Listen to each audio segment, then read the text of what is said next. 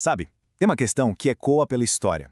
O que acontece quando o orgulho cega completamente uma nação? Hoje a gente vai mergulhar fundo numa profecia bem impactante lá do livro de Isaías, capítulo 16. É uma história que parece uma peça de teatro, trágica, poderosa, sobre o destino da antiga nação de Moabe.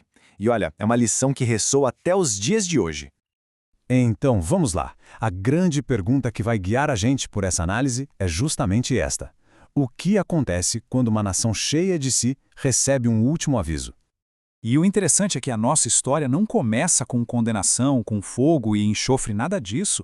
Ela começa, na verdade, com uma chance, uma oferta de salvação bem inesperada. Moabe, que era ali vizinho e às vezes rival de Israel, recebe uma oportunidade de ouro, uma chance de encontrar segurança não pela força, mas sim pela compaixão. A instrução é surpreendentemente direta e simples. Abram suas portas. Deem abrigo, ofereçam refúgio para os exilados que estão fugindo de um inimigo terrível. É, no fundo, um teste moral, mas com consequências bem reais e práticas. E para que não reste nenhuma dúvida do peso dessa situação, o texto usa uma imagem desoladora.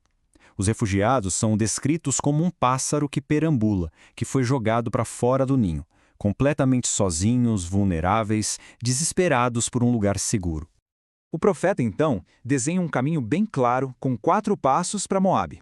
Primeiro, tomar conselho. Depois, executar o juízo. Terceiro, esconder os desterrados. E, por fim, servir de refúgio para eles. Era basicamente uma receita para a sobrevivência. E a recompensa por esse ato de bondade? Era imensa. Não era só uma questão de sobreviver, não.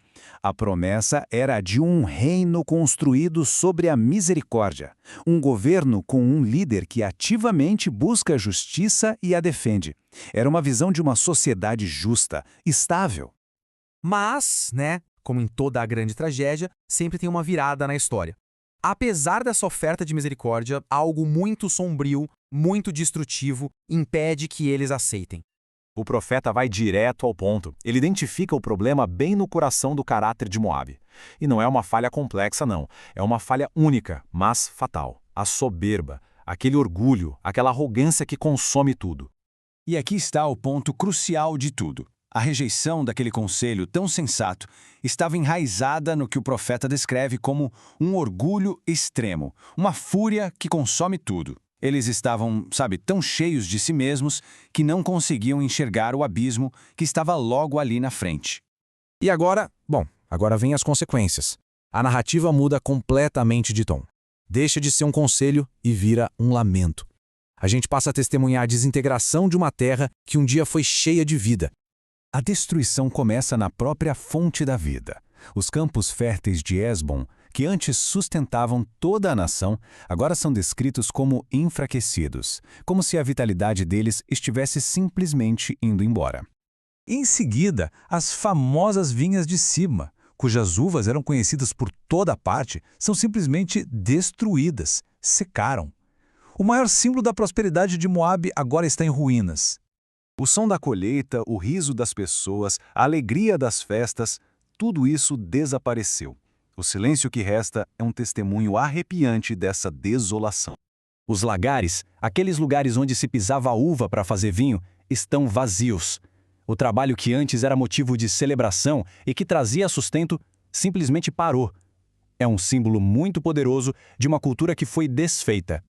Mas aqui tem um detalhe realmente interessante. O profeta não comemora essa destruição. Pelo contrário, ele lamenta por Moabe. Ele diz que o coração dele vibra como uma harpa pela queda deles. Isso mostra que não se trata de vingança, é uma tragédia.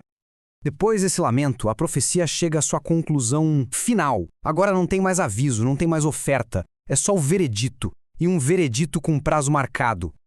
O texto faz questão de reforçar que isso não é uma revelação nova de última hora.